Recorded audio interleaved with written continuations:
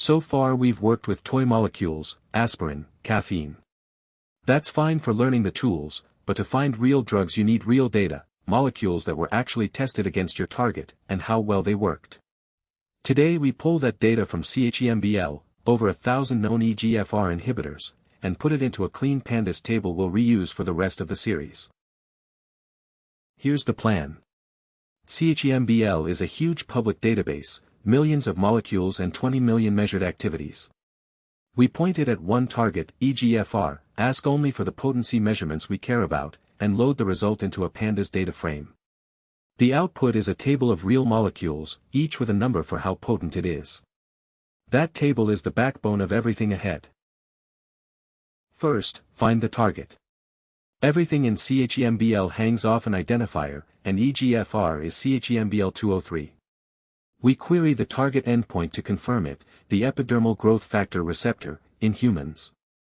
That single ID is what will filter millions of activity records down by. Now the data itself. We ask the activity endpoint for records against EGFR, but we're picky, only IC50 values, in nanomolar, with an exact equals relation, the cleanest, most comparable measurements. Then we loop through and collect the molecule ID, its structure, and the potency. EGFR has thousands, so we cap at 1500 for a quick run, delete that line to pull them all. 2 cleanups turn this into something usable. A molecule can be measured many times, so we take the median per molecule. Then we convert IC50 into PIC50, 9 minus the log of the value in nanomolar. Higher means more potent, a PIC50 of 6 is 1 micromolar, 9 is 1 nanomolar. Sorted by potency, the top of our table is single-digit nanomolar, the real heavy hitters. This log scale is exactly what our machine learning models will predict later.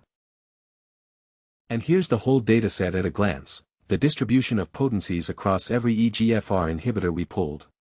Most cluster in the active range to the right of the 1 micromolar line, with a long tail of extremely potent compounds. This is the raw material of drug discovery, real molecules, real numbers. From here we can filter it, search it, and learn from it. So we went from toy molecules to over 1,000 real, measured EGFR inhibitors, tidied into a pandas table with a clean potency scale. We saved it, every remaining episode builds on this file. Next, we put these molecules through drug likeness filters, trimming the pile down to the ones actually worth pursuing. See you there.